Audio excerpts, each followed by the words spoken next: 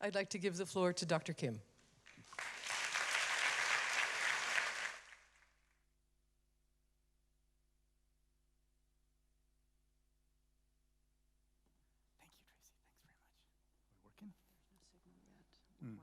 Okay. Oops, it's not working yet. Okay. Okay. All right. Okay. So we have a little bit of a technical problem here in getting the slides up. But let me start by saying that it's a tremendous honor for me to be here. I knew Joep very, very well. And it's also true that I was an activist. Now, one of the things is I said I would talk about global health, but I insisted that I would not dance. And I wish I looked like the male dancer with my shirt off. I don't, I tell you right now. But for the students, when I was president of Dartmouth College, I actually did dance on stage. And if you Google it later, Yong Kim, Time of My Life, I danced and rapped to the Black Eyed Peas version of Time of My Life. So please look at it, but after the lecture, okay? And I'm so glad that the students are here today. And it's really important to remember the people who are involved in something that fundamentally changed the world. And Joep Lange was a person who fundamentally changed the world. And it's hard to understand where we were in the late 1990s. I started medical school in 1982. And the phenomenon of HIV/AIDS was really first noticed about a year before, 1981.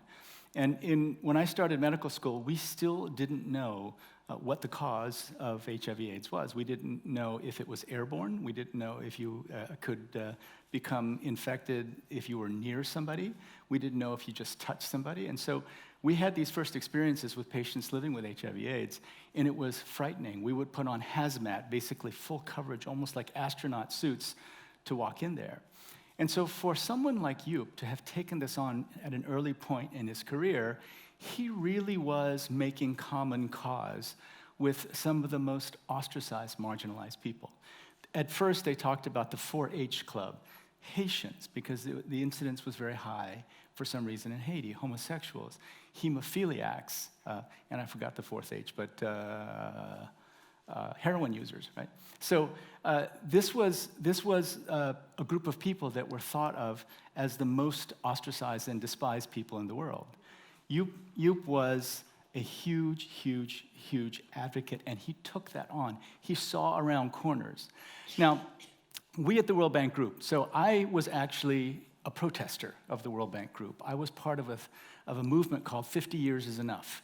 And in 1994, our mission was to close the World Bank Group and the International Monetary Fund on its 50th anniversary. We thought there was a nice kind of a symmetry, 50 years and then close the institutions. I wrote, I edited a book called Dying for Growth, Global Inequality and the Health of the Poor. In it, it was really a 500-page with hundreds of pages of nerdy footnotes arguing that the World Bank Group had actually done damage to the health of the poor. And the argument at that time was the World Bank Group was too focused on simple GDP growth and did not focus enough on investing in human beings. Well, I'm very happy to say that we lost that argument. The World Bank and IMF did not close. And the great thing about the World Bank and IMF is that it's based on evidence. We have to, at the World Bank Group anyway, around development, we focus on evidence. We have two goals. One is to end extreme poverty, and we didn't do this just haphazardly. We did it in a very focused way. We want to get it below 3%, because you can't stop the natural disasters in the world that bring people in and out of poverty. So below 3% by 2030. I'm a big believer in goals. We set a goal with a deadline for HIV. It made a big difference. But also, for the first time in history, the World Bank is tackling inequality. And so we worked and worked and worked on this, and we decided that what we were going to focus on is boosting the income and the well-being of the bottom 40% in developing countries.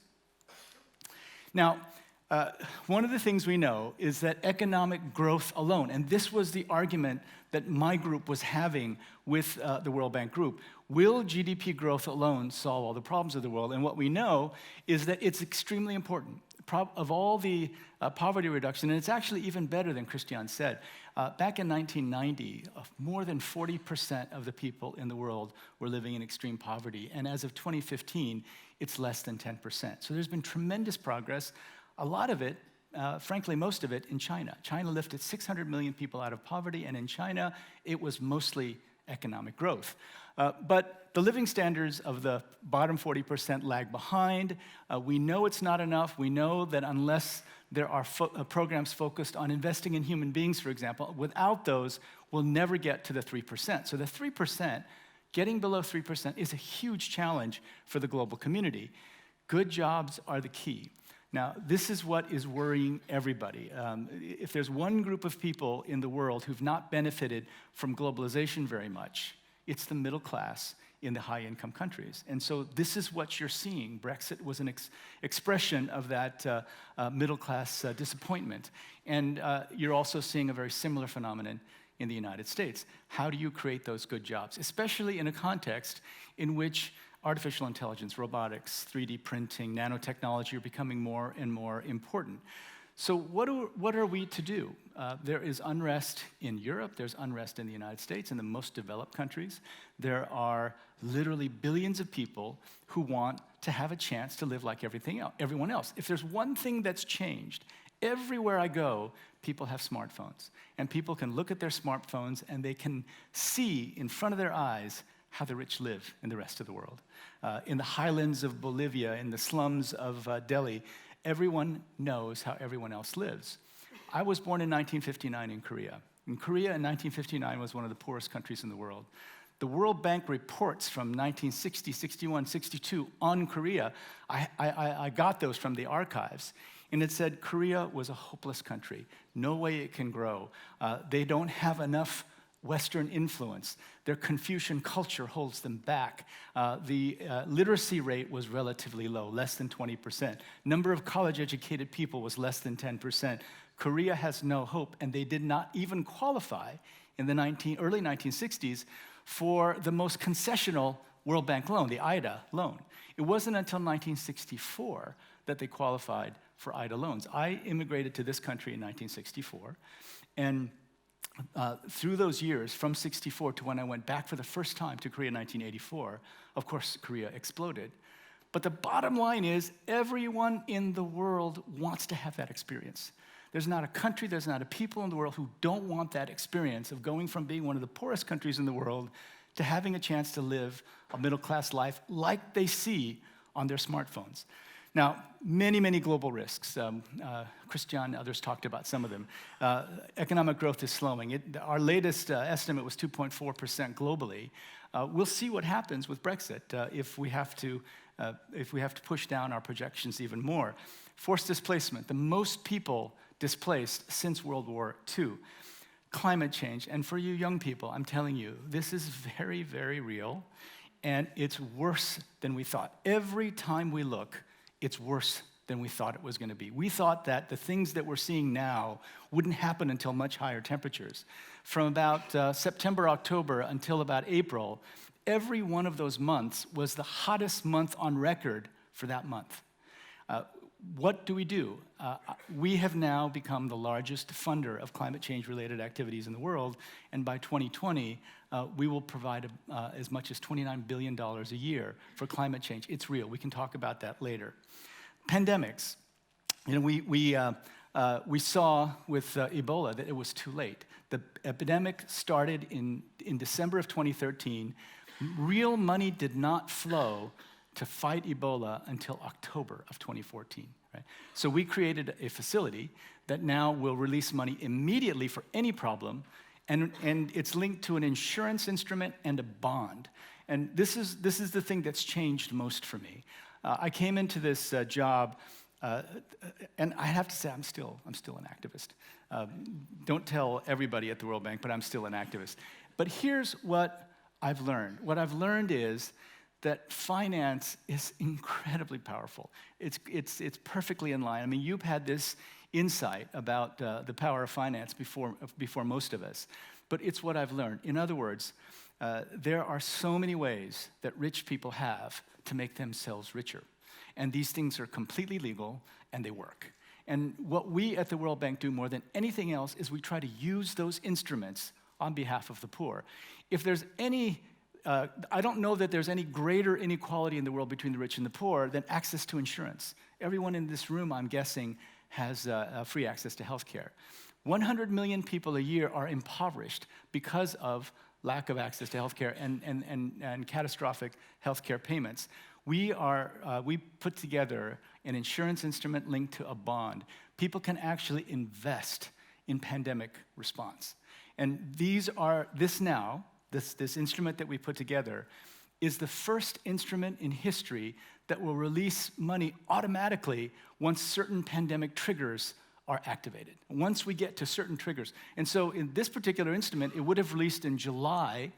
The cash window would have released in December, if necessary, to try to stop it at its root. But the insurance instrument would have released in July, 4 months before actual money was released. And in that 4-month period, the number of Ebola cases went up 10 times. So we are going to do everything we can to use the instruments, swaps, loans, blended finance, guarantees, using risk capital to lower the risk of a deal so that private sector investors can get involved and help to achieve development targets.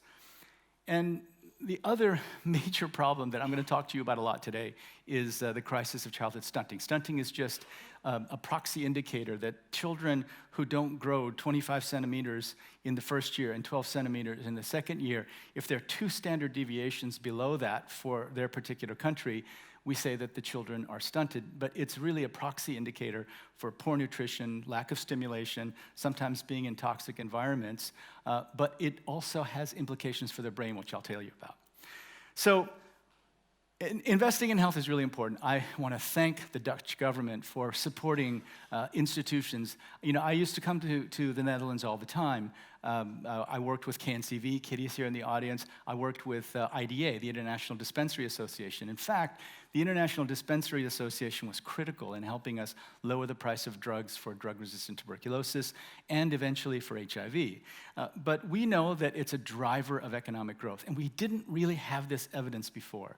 Great economists like Amartya Sen would say, the countries that invest in their people, in health and education, do better economically. But the connection between the two was not so clear.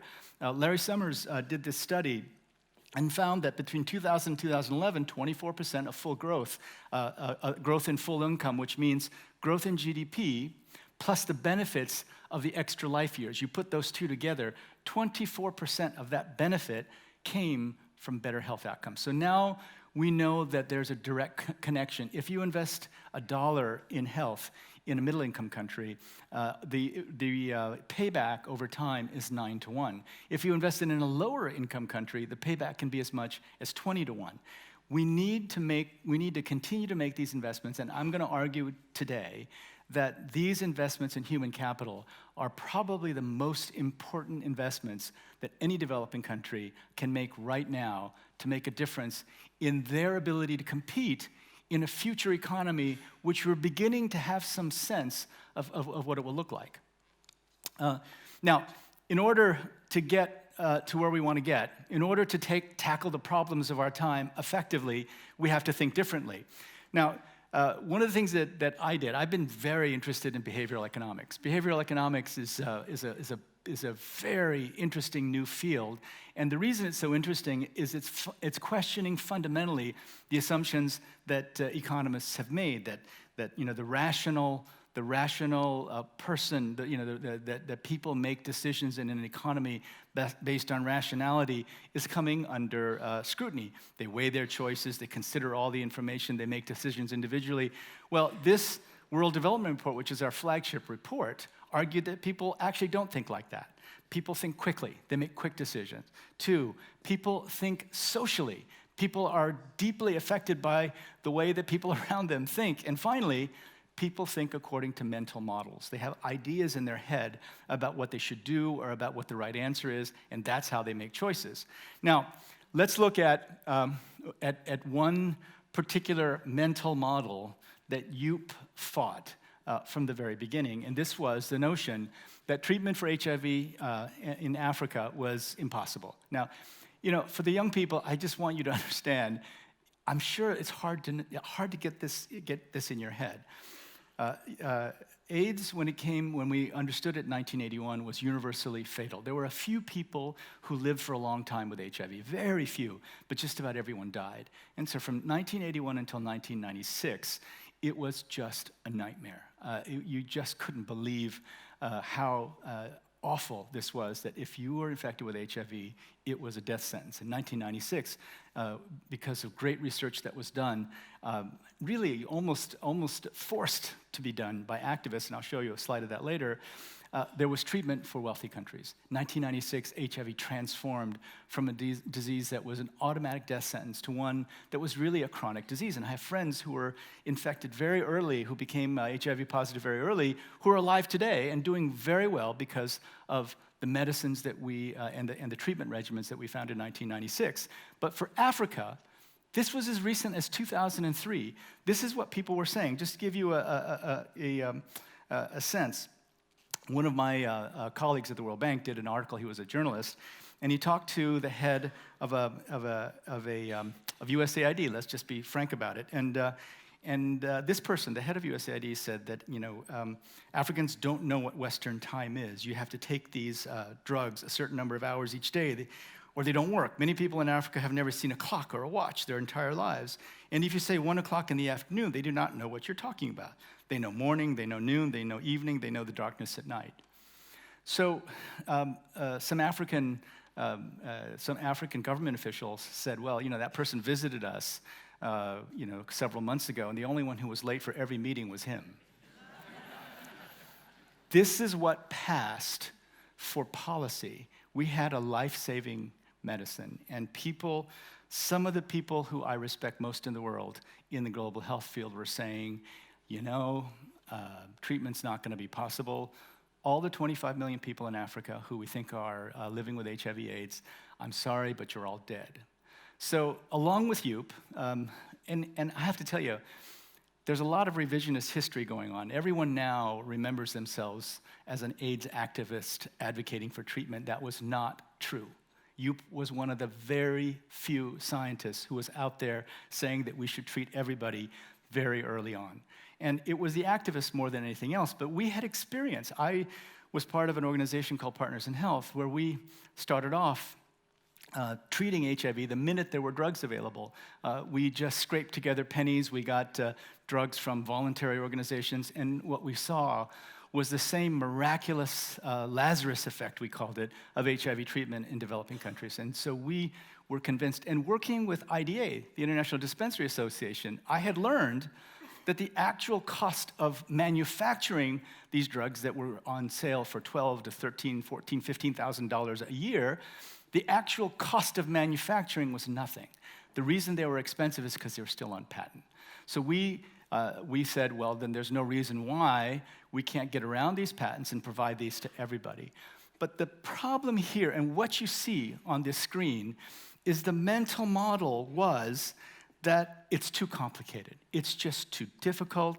Africans don't know time. It's going to take attention away from prevention. And frankly, 99.9% of all public health officials were against HIV treatment in Africa.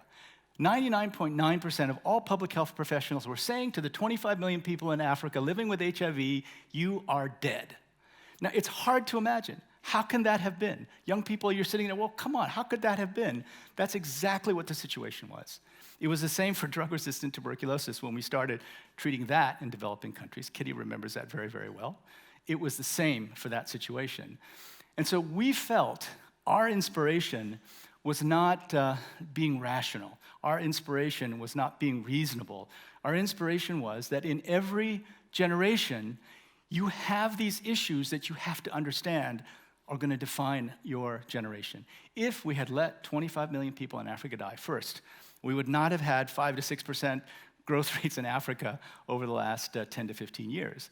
The people would have been dying right and left, and nobody would know their status. Why would you get tested if the only thing that happened from knowing that you were HIV positive is you'd be stigmatized? No one was getting tested, no one was getting treatment. When I went to the World Health Organization, my very good friend, J.W. Lee, out of the blue, really a vaccine guy, medical doctor, a fellow Korean, became Director General of the World Health Organization, and he asked me if I'd want to come and work with him. And I said, I will come if we can set a global target for treating HIV/AIDS. And so we set one. In 2003, we said we're going to get 3 million people on treatment for HIV by 2005, 2.5 years later. It was the most outrageous goal that had ever been set.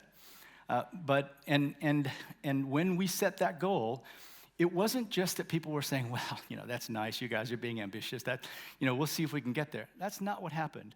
People were furious at me. The donors were furious. The ministers of health of African countries were furious because they were saying, how can you put so much pressure on us when there's no money and we don't have the drugs? But I believed at that time that unless you set a goal that has aspirations that meet the aspirations of the poor, that you were not serious about fighting poverty, about treating HIV/AIDS. That's the challenge. Are our goals and our aspirations equivalent to those of the poor themselves? Joep did so many things. He changed the way we fight AIDS. Farm access we heard about. What a brilliant idea that still has tremendous currency, making sure that we understand the role of the private sector. There are no panaceas. There are no simple solutions in health. The private sector has a very important role, but we at the World Bank Group are working through a process where we come up with a way of ensuring that with private sector involvement, everyone gets access to treatment. Not easy, but Joep was definitely on the right path. And he was one of the few who were saying, we've got to find a way to treat everybody. He said, if we can get cold Coca-Cola and beer to every remote corner of Africa, it should not be impossible to do the same with drugs. Now, the Netherlands have been an extremely important contributor to global health. And I would go as far as to say that this is a sweet spot for the Netherlands. I was just meeting with Jeroen Dijsselbloem, the Minister of Finance, of course, and we talked about the role of the Netherlands in global health. And it contributes to all of the everyone may not know the acronyms. Global Fund, of course, Gavi is the Global Alliance for Vaccines and Immunizations. UNAIDS is the UN organization focusing on AIDS, and UNFPA is the family planning-focused organization. But the Netherlands has taken on the uncomfortable issues, sexual and reproductive health. And they've been the ones funding it when more conservative governments have refused to. So where are we today? We've made progress. 17 million people on treatment. And when we set the target of 3 by 5, I basically took it all on myself. My team, I was head of HIV at the WHO, they said, don't do it, it's crazy, we'll never reach it. And I kept saying, why are you so against setting a target? And they said, well, what if we don't make the target? And I said, what if we don't make the target? And they said, well, then we'll be blamed. And I said, is that all? There are 25 million people about to die from HIV, and what you're worried about is that we'll be blamed? And they said, yes. And what I said is, okay, let me tell you, if we don't reach the target, I will take all the blame personally. I will take every bit of the blame personally. You guys don't have to worry about it. Let's just work on trying to get this done. We didn't reach the target. We went from literally nobody, like 50,000 people in Africa were getting treated, and we were talking about 3 million in 2.5 years. We didn't reach the target, but we got past 1.1 million, and they reached the target just 2 years later. And I think in the history of the UN system, reaching a target 2 years later is about the best we've ever done. But magical things happened, right? People did take the drugs. We improved procurement systems. We improved supply chain management systems. Once people saw that you look like you're dying, and then like Lazarus, you reemerge, the demand started going up. Now, there's still work to do. UNAIDS says that 37 million are estimated to be living with HIV/AIDS, and 19 million don't know their status. So there's a lot of work to do. But the point is, and Joep knew this very well, he knew that we wouldn't have these drugs if there wasn't the activism. Now, on the left is the folks from ACT UP, right? These guys are my heroes, and they're still with us, and they're still acting up, and they're still putting issues in front of us. This was one of the most absolutely miraculous social movements in history. You should all study about this. But you can see this is much more recent, right? People are willing to take off their clothes to bring attention to this issue. Now, for the young people in the audience, I'm not telling you to take off your clothes to do this, but it's an interesting experience if you do it. And it's a question of how important is it to you, right? How willing are you to really tackle the most important issues of your time that will define you as a generation? I was saying to everyone who would listen at that time that if we allow 25 million people in Africa to die, that is what we will be remembered for. We will be remembered for that act. Luckily, we didn't do it, but it was close. It was very, very close. You know, my mother is a philosopher, and we moved to this country in 1964, and I was 5 years old at the time. And when I was 8 or 9 or 10 years old, Martin Luther King, well, it was actually younger than that, between 64 and 68, was when Martin Luther King really came into the consciousness of the U.S. And my mother had studied theology at Union Theological Seminary, where some of the great social thinkers at the time were. And so she introduced me to Martin Luther King. He said, "We are confronted with the fierce urgency of now. There's no time for apathy or complacency. This is a time for vigorous and positive action." And if there's one message that you take away from this talk, it's that this is happening every day. It's not like Martin Luther King identified civil rights as an issue. He took care of it, and now we're past that. And now we don't have any issues like Martin Luther King tackled, that he was a historical relic to be inspired by, but we don't have that. We have those issues everywhere. And it's the role of every generation to identify what those are and then find your own way to tackle them like Martin Luther King did, like the ACT UP folks have and continue to do. So, I think this is one of the things that exists in the world that is, and I use this, and Joep also used this language, I think this is a stain on our collective conscience that we have to tackle. This is stunting. So stunting, as I explained, 2 standard deviations below height for age. But what we know is that these children, and look at the rates, so as high as 60%, right? And I'll show you the brain scans of stunted children, what they look like. Right, so these are children who are born to poor families, and through absolutely no fault of their own, because we have failed them collectively, they end up with brains that do not function the same as their non-stunted peers. The rates have gone down, but look at sub-Saharan Africa. We've gone from 44.8 million in 1990, and the number has actually gone up. The Middle East and North Africa, rates have gone down. Latin America and Caribbean, the rates have gone down. East Asia and the Pacific, there used to be lots of stunted children in China, and that has dropped tremendously. But look at South Asia and look at sub-Saharan Africa. This is a problem of just enormous proportions. And what we know is that economic growth is not enough. So this was my argument when we wrote Dying for Growth. Growth alone will not solve this problem. And because you can see countries above, you can see the countries that are doing very well, relatively speaking, in terms of, relatively well in terms of GNP per capita, but still have very high rates of stunting. India, I was just there, 38.7% of their children under 5 are stunted. Now, what does this mean? Schooling, they don't do as well in school. Early nutrition programs can increase school completion, but not very many of them exist in the world. Earnings, we know that early nutritional programs increase adult wages. We know that it actually increases their wages. Poverty, escaping poverty, children who are not stunted are 33% more likely to escape poverty.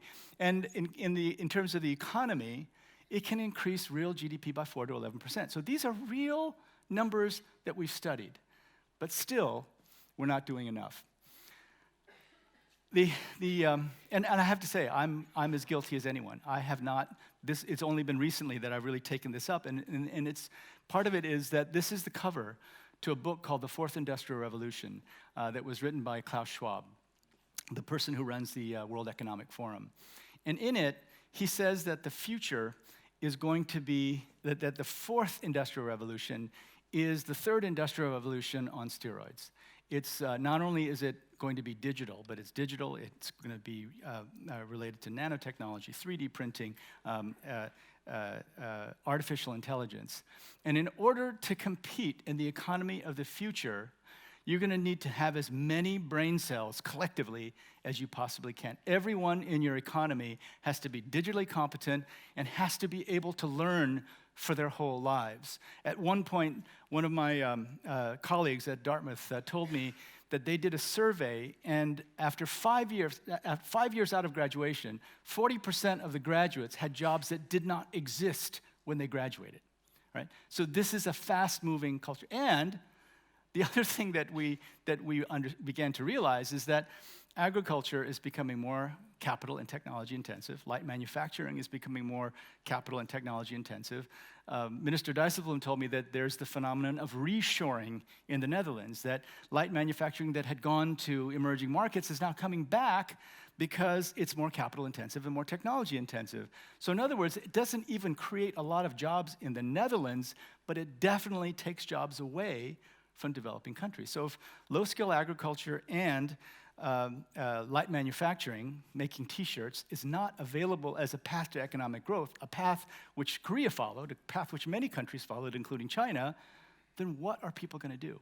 And what are people going to do, especially if they don't have the neuronal infrastructure to compete? The first 2 years of life. So the first 2 years of life, the lighter part is the first 2 years of life. So sensory pathways, language, and higher cognitive functions are all coming together in those first 2 years of life. So if you're stunted in those first, if you don't have nutrition, if you don't have appropriate stimulation, if you're in a toxic environment, you could be set back for the rest of your life and not make it up. These are brain scans of, on the left, a healthy child, and on the right, a stunted child. This is also new. We're able to look inside the brains of children in a way that we have not been able to before. The actual number of neuronal connections that these children have is fewer. Now, there is plasticity in the brain for the whole of one's life, but if you start off with a structure that is deficient, it is very difficult, and some would say impossible, to get all of that back. Now, is it just a hopeless story? Is it a story like AIDS before 1996? And the answer is no. Peru, a place that I worked in since starting in the early 1990s, struggled with stunting. Decade after decade, 30%, 30%, 30%. And I was there. Tons of supply side, in other words, supplying services that didn't work. Finally, in 2006, very recently, you can see it's very recently, we worked with them on a program that gave cash directly to poor women, but conditioned those cash transfers on doing those things for their children that would stop stunting. And it required lots of different effort, but they halved the rate of stunting in 7 years. This is new. We've not seen this before, and now we understand better than ever before how to end childhood stunting. Now, you have to have political commitment. You have to have multi-sectoral approaches. You have to have social workers, educational interventions, nutritional interventions. And what we found was the key was how you budget it. The finance part of it was critical. Giving them money in order to take care of their children, which is good. We found that we've learned over many years that this is good for societies anyway. It's what you hear call a social safety net. It's what an idea. Social safety nets for poor people. But we found that this actually works. Now, before we get on to the questions, I just want to make the case that there are many, many, many things that we have to face with a sense of urgency. But the evidence has seemed to, and I have a PhD in anthropology, so we've studied, all the great Marxist theorists. We've discovered, we've studied all the social theorists, and there was a time when the sense was that you had two ways of looking at the world. One is to equalize all outcomes. And this was communism. Just say everyone is the same, everyone has the same outcome. And the other was to depend on the market systems. I have to tell you, folks, that argument is over. And if you want to see just how over that argument is, go to China and Vietnam. because the communist regimes of China and Vietnam are the most dedicated to finding ways to make the market work for them of any governments I've ever seen, because it is the water we swim in. So the question is not equalizing outcomes. The question has to be, how do we equalize opportunity? But for 25% of the children in the world today, inequality is literally baked into their brains. They're not going to be able to compete. This is something we have to tackle with great urgency. Now, as I've said before, we have to raise our ambitions so that they meet the level of the poor themselves. Now, back to Martin Luther King. When he was arrested and in the Birmingham Jail, he wrote this thing called Letters from Birmingham Jail. And he wrote about a letter that he received from what he called the white moderate. And we can read it together. All Christians know, this white moderate said, that the colored people will receive equal rights eventually.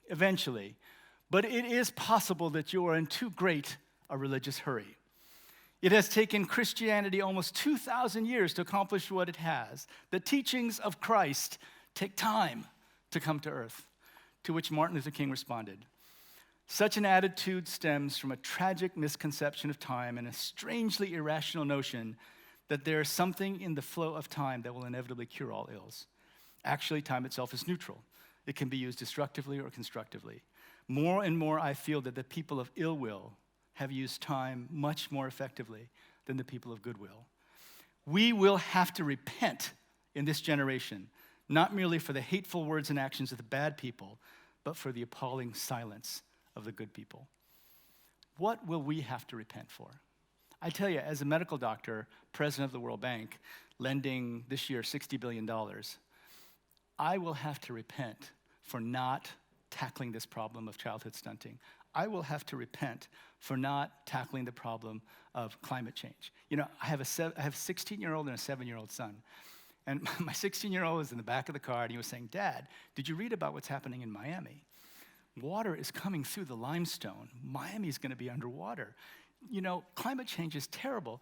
And then my 7-year-old, right, sitting in the back, said, Dad, why aren't you working more on climate change?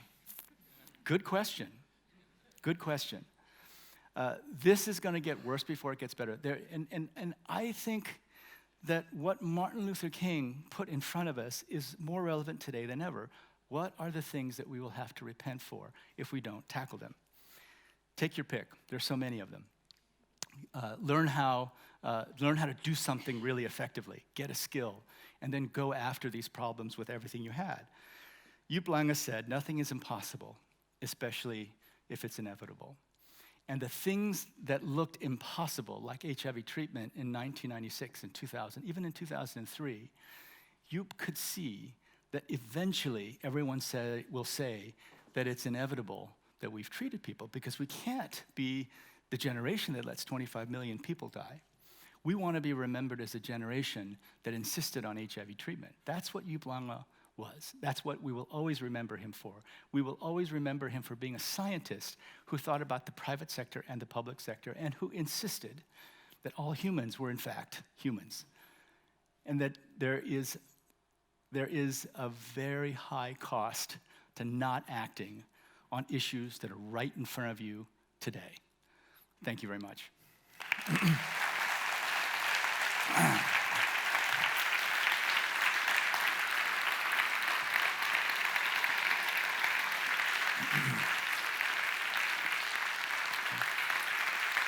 Thank you. Thank you.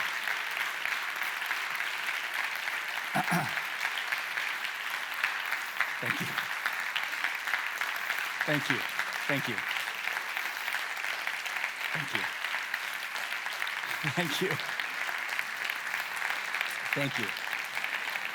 Thanks very much. Thank you. Thank you. Thanks very much. Thank you.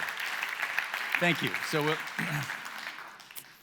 gosh, you know, I usually don't get standing ovations when I'm talking about reducing our budget at the World Bank, Christian, which you know we do, right? We watch our pennies very carefully. So anyway, thank you. Tracy? Oh, we get to sit. Oh, good. All right. let me grab the water. Okay. What a rousing call to action. Dr. Kim, doctor, banker, and activist, still. Yes, I hope so. Thank you. Thank you. We have some questions for the audience, from the audience. I'm sure there are also some questions from the audience that I don't know about yet. We'll hear about that in a moment. I had a question going back a little bit about you personally. How did you move from being a doctor to being the president of the World Bank Group? How did that happen? Well, it was, you know, I was at Dartmouth, and I was just in my third year of being president of Dartmouth, and I got a call from Timothy Geithner, who at the time was Secretary of the Treasury. And Tim was a friend. He was class of 1983 at Dartmouth, and you know, anytime that Tim had called me in the past, it was that he had a friend who wanted to get their kid into Dartmouth, so that's what I thought he was telling about. So I had a pen, I was going to write down the name of the kid, and I was going to say, I'll do my best, Tim. And he called and he said, hey, Jim, how would you like to be president of the World Bank? And I said, what? You mean the World Bank? He said, yeah. I said, you know, I wrote a whole book against the World Bank. He says, yeah, not an issue. And I said, so what do I need to do? So why don't you come down and see President Obama? And I said, when? He said, how about tomorrow? Because there was pressure to put up a nomination. And so I went down and I saw President Obama. And I went into his office, and he said, so Jim, why should I nominate you to be president of the World Bank? Because you're a doctor and an anthropologist. And you know, people are telling me that I should nominate a macroeconomist or a banker. Why should I choose you? And so I had been obsessed with Barack Obama since 2004 when he made that speech, and partly because his mother was an anthropologist. So without hesitating, I said to President Obama, have you read your mother's thesis? Right? And he said, well, yeah, I have. Because I had ordered her thesis from the University of Michigan archives, and I was like probably one of 5 people who've read it in the world, right? So I said, you'll remember, President Obama, that your mother argued that while everyone was saying that globalization would destroy local artisans in Indonesia, she actually showed that globalization led to an explosion of the artisanal industry in Indonesia. And I said, you know, I'm not going to give you the 30,000 macro view, but I've been on the ground working with people all my life, and I'll tell you how we're doing from the perspective of the poor. He looked at me and he said, I get that. A few days later, he nominated me. I was in the Rose Garden. Then later, we were having a drink together with some people, and President Obama said, you know, Jim, that was one of the greatest ploys to get a job I've ever seen. Read the president's mother's thesis. That's actually how it happened. One of your favorite sayings, Dr. Kim, is that optimism is a moral choice when you're working in development. Right. What message would you give those of us, in addition to the very inspiring talk that you just gave? Well, Christian said it. You know, he said he's an optimist, because if you're in charge of the World Bank and you walk into settings and you're cynical and pessimistic, that is the reality that will take shape, right? So for powerful people in the face of poverty to be pessimistic and cynical will lead to programs failing, right? And you know, it's not, you can do all kinds of analyses. Look at the analysis that the World Bank did based on real data, real information about Korea. They condemned it. They said that it would never grow. And then what happened afterwards, right? So I actually was reading a lot. I did my PhD dissertation in Korea, and I was reading the sort of revisionist economic analysis of why Korea succeeded, right? So what did they say? Well, it's too Confucian, not enough Western influence, low education levels. So after they became successful, the new analysis was it was Confucian values that led to the growth of Korea, right? So I think that anyone in development has to come to the table with a sense that everyone in the world wants to live like we do. And you know, it may take some time, but if your aspirations are low, and look, you know, when we were working on multi-drug-resistant tuberculosis and HIV, it wasn't, you know, it would have been interesting if it was just bemused sort of dismissal, but that's not what it was. It was anger, right? And part of it was people were saying, if this was possible, we would have done it.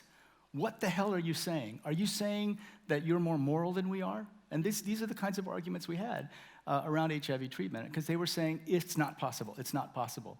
And one of my favorite authors, Tracy Kidder, who wrote a book about Paul Farmer, the guy that I founded Partners in Health with, Tracy said to me one day, he said, I look at you guys just running around the world in the slums of Peru, in Haiti, saying that you can do this, you can do that, and I just the cynicism comes out in me. But then I realized that cynicism is the last refuge of the coward. That's a big compliment. Well said. We have a question from Maureen Mungao. Maureen, where are you? Yes, Maureen, could you stand up? Your question is about HIV/AIDS. Tell us. Yeah, I'm Maureen. I'm a student at the International Institute of Social Studies. My question, is about HIV. And my main concern is about their work, the campaign that is going around in combating HIV. So most attention has been given to women. As you see, policies are all directed towards combating HIV/AIDS, and women have been given so much attention that I'm wondering, why are men left out in these campaigns? Yet HIV, as it's known, is largely spread through heterosexual transmission is the largest spread of HIV/AIDS.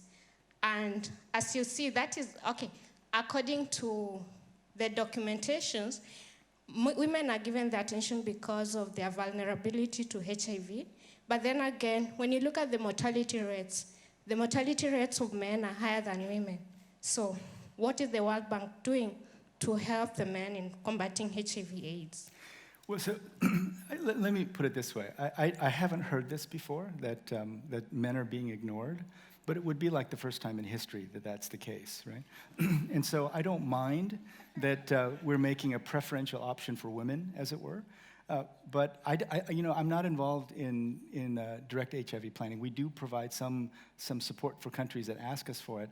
But I'm not on that side of it anymore. So I don't know the answer. But I do know that when I was leading the HIV/AIDS department at WHO, our biggest worry is that there would be a huge gender imbalance in access to treatment, and only the men would get it, right? So we made every effort to focus specifically on ensuring that women had access to treatment. So if that's gone overboard, I actually don't know, and maybe there'll be people in the audience who'll know better. But just about everything else in the world works against women, right? So if there's one area where women have even a temporary advantage, right, it makes me happy. I'm sorry, it makes me happy in the sense that you're telling me that since 2003 and 2006, which is when I was at the World Health Organization, we made that one of our top priorities, that women would not be left behind. So it makes me happy that women were not left behind. Certainly, if more needs to be done to bring the men in, then I will pass that on to the people at the World Bank who work on HIV. One of the projects of the Joep Lange Institute, Dr. Kim, which I know you're familiar with, is the Health Wallet.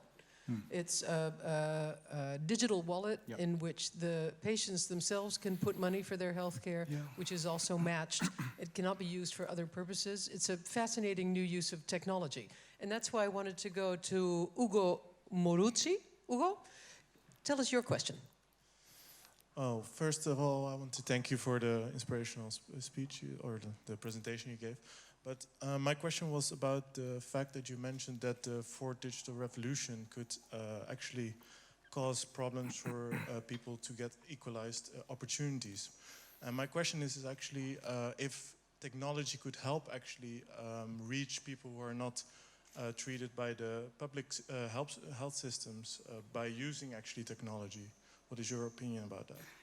Yeah, there's no question that, for example, the digital wallet, this is based on really great evidence, right? And it was a low-tech intervention in which we learned it. So what we did, we were, I think, peripherally involved in it, but there was a study that gave poor women in Africa just little lock boxes. And all it was just, you have a box and you have a little piece of paper and you record the money you put away into that box to use for health.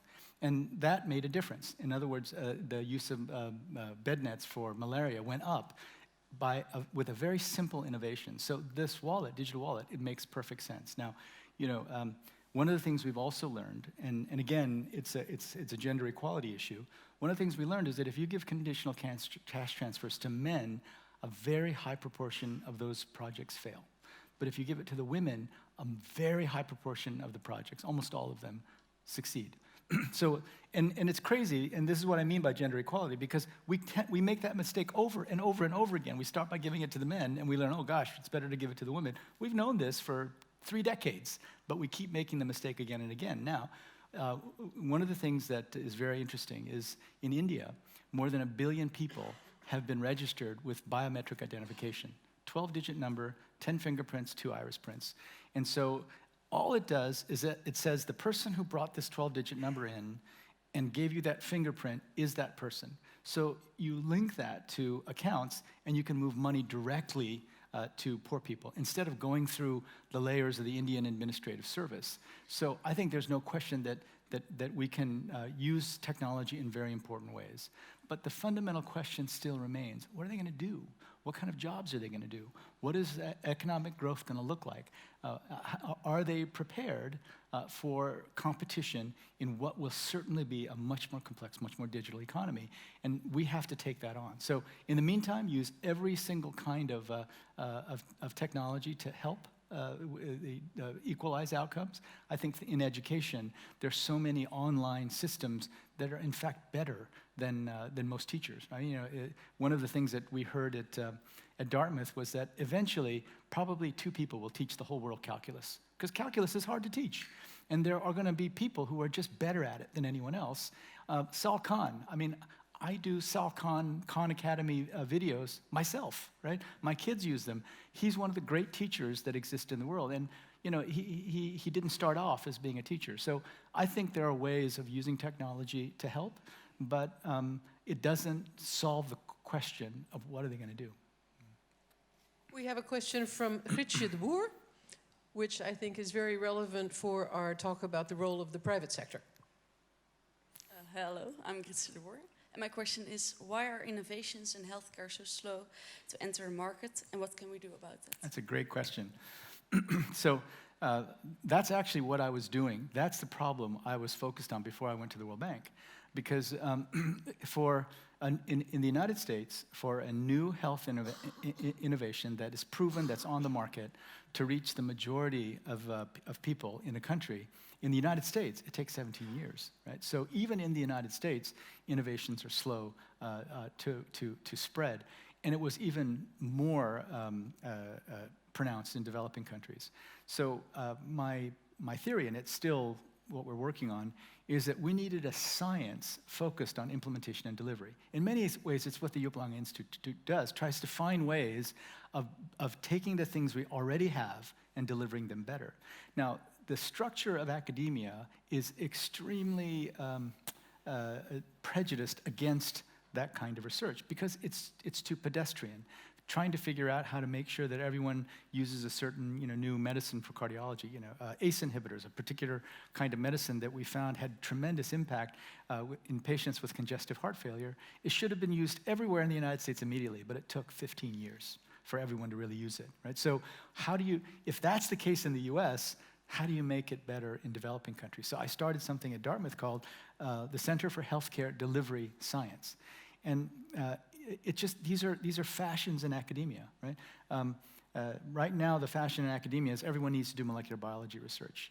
And then after that, everyone needs to do clinical research where we compare one thing to another. But delivery research, wow, that's hard because you have to look at systems, you have to look at leadership and teamwork and all these things that in academia are seen as really not very intellectually rigorous. But I think it's going to make the most difference. So I tried to do that at Dartmouth, but it was so hard.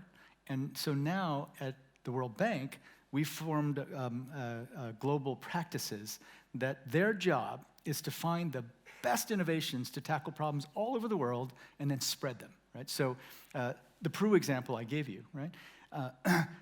You're not going to get tenure at a major university, meaning, you know, lifelong appointment, or you're going to get kudos in a university for studying how the Peruvians reduced their stunting by half in 7 years. You're not gonna win any kudos, but it's maybe the most important research for children that you can imagine. So we're going to do it. We're going to bring those results together, and the Peruvian example will be made available to everyone in the world. And so I actually think that the diffusion of innovation, which is the way they refer to it, is something that we at the World Bank Group can really, we can really contribute to, because we're not a university. It's you know, we're much less subject to the whims of academia. We have time for, I think, 2 more questions, and I would like to give the floor to Robert van Heert. It's an interesting question about sustainability. Thank you very much for your lecture. I have the question that according to the UN expectations, our world population will reach the 10 billion mark by 2056. Now, 10 million who we all want to provide with education, nutritious food, and safety, of course. Yet our planet does not grow with us, and therefore it begs the question, is our current path towards global health and development sustainable? Well, you know, actually nothing is sustainable unless you make it sustainable, right? So one of the lessons we've learned over the years is that if the first few children are healthier, if there's economic growth, and there's the sense that you're going to have some stability in your life, you have fewer children, right? So one part of moving aggressively toward making sure that every child is healthy is that we'd like to see if we can lower the birth rate, right? I mean, the very, very large families that extremely poor people have is a burden on them as well. But part of the phenomenon, and some people say, well, they're having too many children. Well, what we know is that as economic development kicks in, the birth rate goes down, and it's happened literally in every country in the world, right? So it's good to be worried about it, but then the question for you is, what are you going to do to make sure that you build that sustainable world? And for me, you know, we're involved in fragility and conflict everywhere, right? And we're looking to the Middle East and North Africa. We're working in Africa, and there's fragility and conflict. And why is there fragility and conflict? It's not 100% related to poverty. There are religious differences, there are ideological differences, but a whole lot of it is related to poverty. Let me just give you an example. Ellen Johnson Sirleaf, who was the president of Liberia, said that I have millions of men who've done nothing, not millions, hundreds of thousands and more than 1 million men who've done nothing their entire lives except be soldiers. What do I do with them? Right? Now, you're born to a very poor family, you've got no options, and a militia says, why don't you join us? There are many that are joining those militias because there's nothing else for them to do. So the task of creating opportunity, the task of making sure that people have the capital to create jobs, to be entrepreneurs, if we don't do that, the world is going to be much, much less sustainable, right? So, you know, some people say, well, why are you doing all those things? Why don't we just ignore it, and then maybe it'll go away? Stop foreign assistance. It's not worth it. Let's just focus on ourselves. Well, I can guarantee you that if that's the path we take, it will be much, much worse. You will have, in every country in the world, lots of young people who don't have appropriate nutrition, don't have good education, who don't have any prospects in life. And what have we learned from the refugee crisis here in Europe? It's that Africa is very close. The problems of the Middle East and North Africa are very close to Europe. Right? And they're very close to all the developed countries. We cannot move toward a fortress mentality. I think the only hope is that in a multilateral way with many different countries, with many different nations of the world, we decide that the only morally defensible path is to try to create equality of opportunity for everyone. And then let's take it from there. That's my view. Another call to arms. What are you going to do? We are coming to the end of our time together, Dr. Kim. We have a small gift for you, and that's going to be given to you by Natasha Koonstam, one of the group of students that we have with us today. And, you know, for the non-students, sorry you didn't get to ask questions, but I prefer it this way.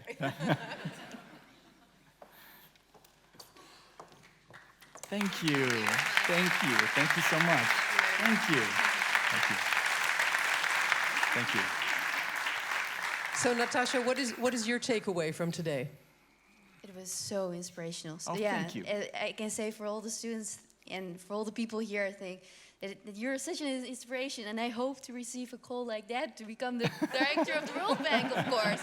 So I will do my best at school. Thank you. That's great. But That's thank you great. very Thank much. you. Thank you.